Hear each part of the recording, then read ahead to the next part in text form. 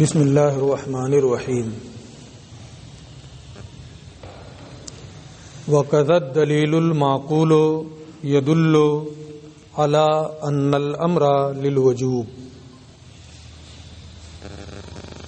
وَهُوَ أَنَّ تَصَارِيفَ الْأَفْعَالِ كُلِّهَا كَالْمَاضِي وَالْمُسْتَقْبِلِ وَالْحَالِ دَالٌّ عَلَىٰ مَعْنًى مَخْصُوصٍ فَيَنبَغِي أَن يَكُونَ الْأَمْرُ كَذَلِكَ دَالًّا عَلَىٰ مَعْنَى الْوُجُوبِ۔ اس سے پہلے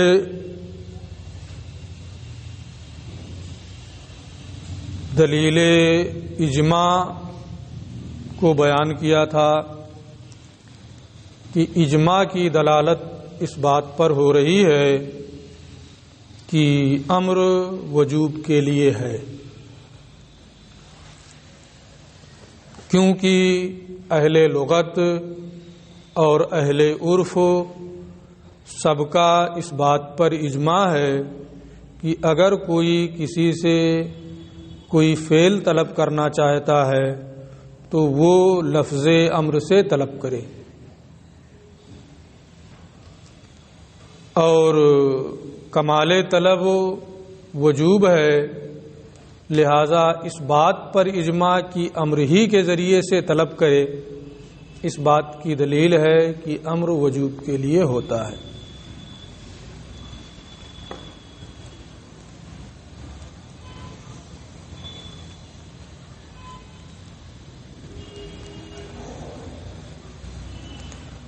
یہ کہتے ہیں کہ ایسا بھی تو ممکن ہے کہ امر کا لفظ وجوب پر بھی دلالت کرے اور اباحت اور ندب پر بھی دلالت کرے، اشتراک کے طور پر کہ سب کے درمیان امر مشترک ہو، امر کا معنی صرف وجوب ہی نہ ہو، وجوب پر بھی اس کی دلالت ہوتی ہے۔ تو اس کا انہوں نے یہ جواب دیا کہ جب لفظ مشترک ہونے اور حقیقت و مجاز کے درمیان دائر ہو تو اصل یہ ہے کہ اس کو حقیقت اور مجاز پر محمول کیا جائے، اشتراک پر محمول نہ کیا جائے۔ جیسے یہاں ہے کہ امر کو ایک تو یہ ہے کہ اباحت، ندب، وجوب وغیرہ میں مشترک معنی اشتراک ہو، ایک یہ ہے کہ امر میں امر وجوب کے معنی میں حقیقت ہے، اباحت اور ندب وغیرہ کے معنی میں مجاز ہے نا۔ تو یہ کہہ رہے ہیں کہ اصل جو ہے وہ اشتراک کی نفی کرنا، اس لیے اشتراک کا معنی کہ امر سب کے درمیان مشترک ہو یہ منتفی ہوگا، اور جب یہ منتفی ہے تو وجوب کے معنی میں وہ حقیقت ہوگا، اور دوسرے معنی میں اگر استعمال ہو رہا ہے تو وہ مجاز ہوگا۔ پھر اس کے بعد انہوں نے ایک اعتراض کا اور جواب دیا تھا کہ یہاں دلالت اجماع کہا ہے، اجماع نہیں کہا ہے۔ اس کی وجہ یہ ہے کہ ائمہ کا اس پر اجماع نہیں ہے، اہل لغت اور اہل عرف کا اس پر اجماع نہیں ہے کہ امر کا حقیقی معنی وجوب ہے، بلکہ ایک دوسرے امر پر اجماع ہے، اور وہ یہ ہے کہ جب بھی کوئی فعل کسی سے کوئی طلب کرنا چاہے تو امر سے طلب کرے۔ اس کی دلالت اس بات پر ہو رہی ہے کہ امر وجوب کے لیے ہے۔ تو نفس اجماع امر وجوب کے لیے ہے، اس پر نہیں۔ اس لیے یہ نہیں کہا کہ اجماع ہے اس بات پر کہ امر وجوب کے لیے ہے، بلکہ کہا اجماع کی دلالت اس بات پر ہو رہی ہے کہ امر وجوب کے لیے ہے۔ پھر اس کے بعد دلیل عقلی کو ذکر کر رہے ہیں کہ عقلی دلیل سے بھی یہ معلوم ہوتا ہے کہ امر وجوب کے لیے ہے۔ وہ یہ ہے اسی طریقے سے عقلی دلیل بھی اس بات پر دلالت کرتی ہے کہ امر وجوب کے لیے ہے، اور وہ دلیل یہ ہے کہ تمام افعال مثلا ماضی، مستقبل، حال کی گردان دال علی معنی مخصوص معنی پر یہ سب دلالت کر رہے ہیں، ماضی گزرے ہوئے زمانے پر، حال موجودہ زمانے پر، مستقبل آنے والے زمانے پر، تو ہر ایک کی دلالت مخصوص معنی پر ہو رہی ہے، اور امر بھی ایک فعل ہے تو اس کی دلالت بھی معنی مخصوص پر ہونی چاہیے۔ فینبغی ان یکون الامر کذالک، تو امر کو بھی اسی طرح ہونا چاہیے کہ وہ معنی مخصوص یعنی وجوب پر دلالت کرے۔ اب اس پر ایک اعتراض کہ لغوی چیزیں قیاس سے ثابت نہیں کی جاتی، لغوی چیزیں قیاس سے ثابت نہیں کی جاتی ہیں، یہ تو آپ لغت کو قیاس کے ذریعے سے ثابت کر رہے ہیں کہ امر کا معنی وجوب ہے، قیاس کے ذریعے سے ثابت کرنا ہوا نا۔ یہ کہتے ہیں وَلَيْسَ هَذَا لِإِثْبَاتِ اللُّغَةِ بِالْقِيَاسِ، یہ لغت کو قیاس کے ذریعے سے ثابت کرنے کے لیے نہیں ہے، پھر کیا ہے؟ بل لِإِثْبَاتِ كَوْنِ الْأَصْلِ عَدْمُ الْاشْتِرَاكِ، بلکہ یہ ثابت کرنا ہے کہ اصل مشترک نہ ہونا ہے، ماضی مشترک نہیں ہے، حال مشترک نہیں ہے، مستقبل مشترک نہیں ہے، تو یہ دکھانا ہے کہ اصل لغت میں کیا ہے کہ مشترک نہ ہو، نہ تو امر بھی مشترک نہیں ہوگا، تو امر میں بھی اصل یہی ہوگا کہ وہ مشترک نہیں ہے، اور جب مشترک نہیں ہے تو وجوب کے لیے متعین ہو جائے گا۔ وکیل، یہ ایک دلیل عقلی ہے۔ دوسری دلیل عقلی یہ ہے کہ وکیلا المعقول ہو، اور کہا گیا ہے کہ دلیل عقلی یہ ہے ان السیدہ، کہ مولا اذا امر غلامہ، جب اپنے غلام کو کسی کام کے کرنے کا حکم دے، پانی لے آؤ کہا، وہ کھڑا ہے، کہا کر سکتے ہیں نہیں کر سکتے ہیں، ہم یہی تو کیا ہے نا، تو پھر بعد میں کہا امر ہی تو آپ کیے تھے ہے نا، اس میں مجھے اختیار ہے لاؤں یا نہ لاؤں ہے نا، پیاسا مر جائے وہ۔ جب مولا اپنے غلام کو کوئی کام کرنے کا حکم دے ولم یفعل، اور وہ نہ کرے، استحق العقاب، تو سزا کا مستحق ہوتا ہے۔ فلو لم یکن الامر للوجوب، تو اگر امر وجوب کے لیے نہ ہوتا لمستحق کا ذالک، تو وہ سزا کا مستحق نہیں ہوتا۔ مستحق کے سزا ہونا یہ اس بات کی دلیل ہے کہ جو امر ہے وہ وجوب کے لیے۔ وقد نقل فی بیان النصوص والمعقول، اور نقلی دلیلوں اور عقلی دلیلوں کے بیان میں اور بھی بہت سی وجوہات ہیں، علماء نے اور بھی دلیلیں ذکر کی ہیں، ترکتھا للاطناب، بہت زیادہ تفصیل ہونے کے خوف سے میں نے اسے ترک کر دیا ہے نا، انہوں نے ترک کر دیا ہے تو ہم بھی ترک کر دے رہے ہیں، آگے آپ کہیں نہ کہیں پڑھیں گے، نہیں پڑھیں گے تو مطالعہ کریں گے۔ ثم شرع، پھر ثم شرع المصنف فی بیان انہ اذا لم یرد بالامر الوجوب فماذا حکمہ، پھر مصنف نے اس بات کو بیان کرنا شروع کیا کہ امر سے جب وجوب کا معنی مراد نہ لیا جائے تو اس کا حکم کیا ہوگا۔ یہ آپ پڑھ چکے ہیں کہ قرینے سے امر کسی دوسرے معنی میں بھی استعمال ہوتا ہے، تو جب امر وجوب کے معنی میں استعمال نہ ہو تو وہ کیا ہے، حقیقت ہے یا مجاز ہے۔ ہمارے ائمہ کا اختلاف ہے کہ جب اباحت کے معنی میں استعمال ہو تو وہ حقیقت ہے یا مجاز، ندب کے معنی میں امر کا استعمال ہو تو وہ حقیقت ہے یا مجاز۔ امام فخر الاسلام بزدوی رحمۃ اللہ تعالی علیہ کا مذہب یہ ہے کہ وہ حقیقت قاصرہ ہے، اور دوسرے لوگ اس بات کی جانب گئے ہیں کہ وہ مجاز ہے۔ پوری بحث میں بتا دے رہا ہوں اختصار کے ساتھ، پھر ترجمہ کر دوں گا۔ حقیقت قاصرہ، حقیقت لفظ کی 3 صورتیں ہوتی ہیں. پورے معنی موضوع لہو میں اگر لفظ استعمال ہو تو اس کو حقیقت کاملہ کہتے ہیں. معنی موضوع لہو کے جز میں استعمال ہو تو اس کو حقیقت قاصرہ کہتے ہیں. کسی قرینے کی بنیاد پر معنی غیر موضوع لہو میں استعمال ہو تو اس کو مجاز کہتے ہیں. میں نے اس سے پہلے اباحت، ندب اور وجوب ہر ایک کا معنی بتایا ہے. وجوب کس کو کہتے ہیں؟ جواز الفعل ما حرمت الترک. ندب کسے کہتے ہیں؟ جواز الفعل ما رجحان الفعل. اباحت کسے کہتے ہیں؟ جواز الفعل ما جواز الترک. ان تینوں تعریفوں میں جنس کیا ہے؟ جواز فعل، ایک جز، اور فصل میں فرق ہے. امر میں کیا ہے؟ حرمت ترک. ندب میں کیا ہے؟ رجحان فعل. اباحت میں کیا ہے؟ جواز ترک. فصل میں فرق ہے لیکن جنس میں ایک جز میں سب متفق ہے.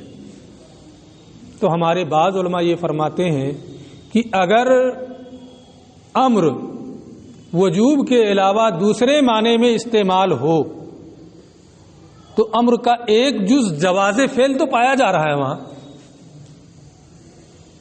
تو معنی موضوع لہو کے جز میں امر کا استعمال ہو رہا ہے کہ نہیں ہو رہا ہے؟ جواز فعل والے ایک جز پایا جائے گا کہ نہیں پایا جائے گا؟ بہرحال پایا جائے گا. تو معنی موضوع لہو کے جز میں استعمال ہوگا جب وجوب کے معنی میں استعمال نہ ہو. لہذا وہ کیا ہے؟ حقیقت قاصرہ. اور بعض علماء نے جنس اور فصل دونوں کو دیکھا، مجموعے کو، کہ وجوب میں کیا ہے؟ جواز فعل حرمت ترک کے ساتھ، اور اباحت میں جواز فعل جواز ترک، ندب میں جواز فعل رجحان فعل، ہے نا. دونوں کے مجموعے کے حساب سے جنس و فصل کا مجموعہ دیکھیں گے تو یہ پتہ چلے گا کہ یہ تینوں چیزیں ایک دوسرے سے مباین ہیں. ان تینوں میں کیا ہے؟ تباین کی نسبت ہے جب مجموعے کے اعتبار سے دیکھیں گے. اور جب تباین ہے، حقیقی معنی مراد نہیں لیا گیا، اس کے مباین کوئی دوسرا معنی مراد لیا گیا تو یہ کیا ہو جائے گا؟ مجاز ہو جائے گا. یہ اختلاف ہے، اسی کو یہاں سے یہ بیان کر رہے ہیں. فقال، انہوں نے فرمایا، اذا اریدت به الاباحۃ او الندب، جب امر سے اباحت یا ندب کا معنی مراد لیا جائے.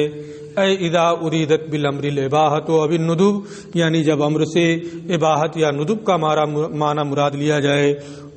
وعدل عن الوجوب، اور وجوب سے اعراض کر لیا جائے.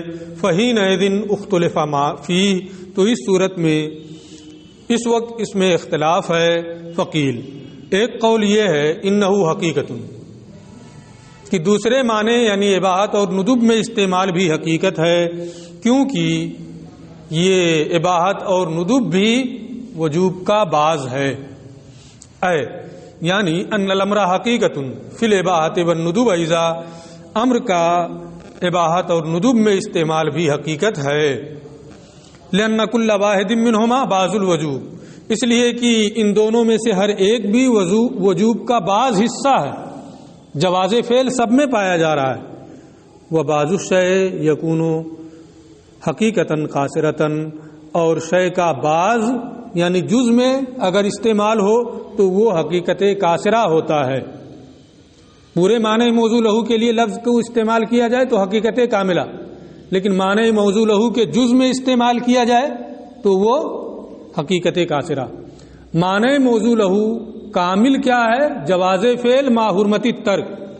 اگر اس میں استعمال ہو تو حقیقت کاملہ ہے، لیکن اگر اباحت میں استعمال ہو، ندب میں استعمال ہو تو جواز فعل میں تو استعمال ہو رہا ہے ایک جز میں، معنی موضوع لہو کے جز میں استعمال ہو رہا ہے. لہذا یہ کیا ہوگا؟ حقیقت قاصرہ ہوگا.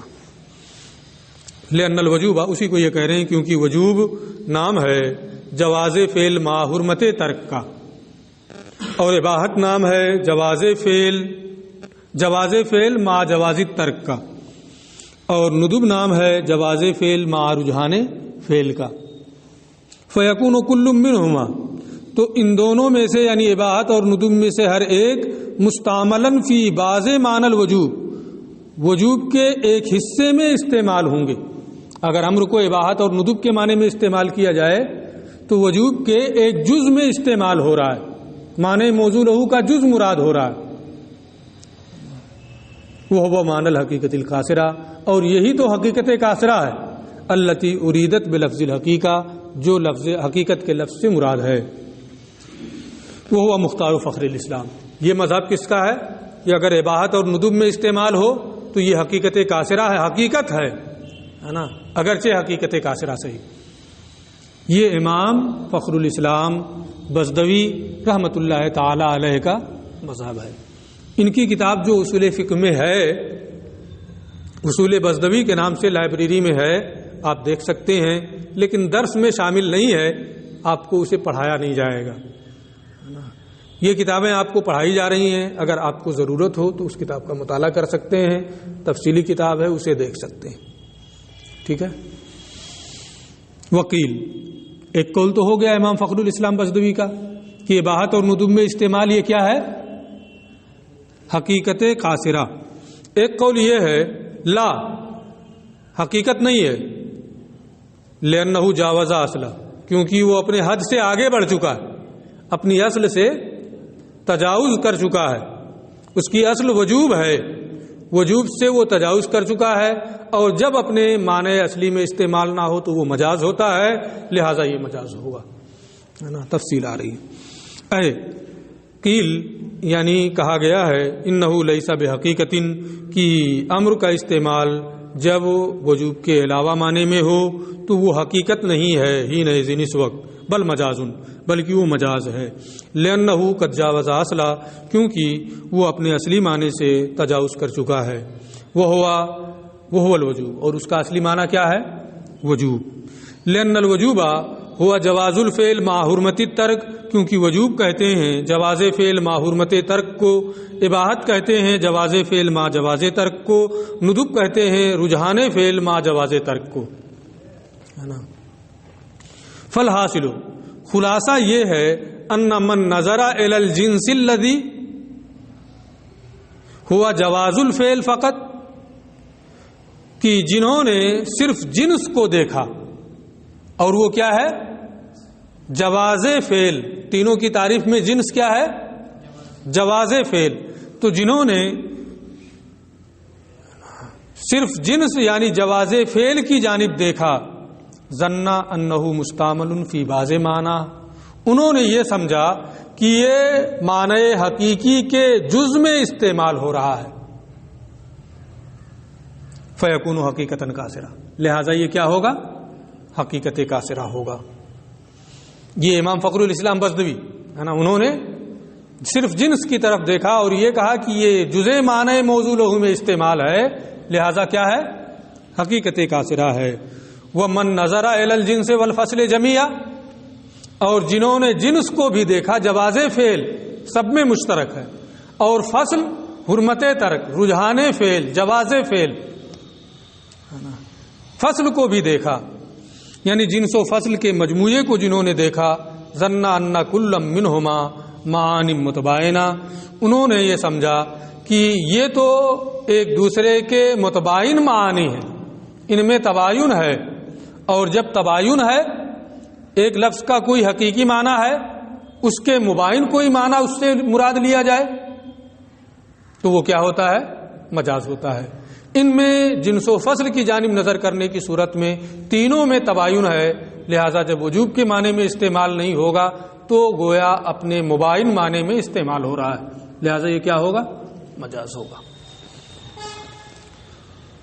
ظن ان کل منہما معانی متباینہ وانواع علیحدہ، تو انہوں نے یہ سمجھا کہ یہ تو ایک دوسرے سے مختلف معانی ہیں اور علیحدہ قسمیں ہیں، فلا یکون الا مجازا، لہذا دوسرے معنی میں استعمال مجاز ہوگا، حقیقت نہیں ہوگا، نہ کاملہ اور نہ قاصرہ۔ واما تحقیق، رہی اس بات کی تحقیق کہ یہ اختلاف ان ھذا الاختلاف فی لفظ الامر، کہ یہ اختلاف لفظ امر یعنی الف میم را میں ہے، او فی صیغ الامر یا صیغ امر افعال ہے نا، جو امر کے صیغے آتے ہیں ان صیغوں میں یہ اختلاف ہے۔ یہ کہتے ہیں فمذکور فی التلویح بما لا مزید علیہ، تو تلویح میں اس کا ذکر پوری تفصیل کے ساتھ ہے، اس پر اضافے کی گنجائش نہیں ہے، اور تلویح یہ آپ کے درس میں شامل ہے نا، انہوں نے یہاں بتا دیا ہے۔ اب جب آپ تلویح پڑھیں گے سابعہ میں نا، 1 سال ابھی انتظار کرنا ہے نا، تو وہاں یہ بحث آئے گی کہ الف میم را جو لفظ امر ہے اختلاف اس میں ہے یا صیغ امر میں اختلاف ہے۔ اس میں بھی اختلاف ہے، بعض لوگ کہہ رہے ہیں کہ اس میں الف میم را والا مراد ہے، بعض لوگوں نے کہا ہے کہ صیغ امر مراد ہے نا، تفصیل اس کتاب میں۔ یہاں یہ بات پوری ہو گئی،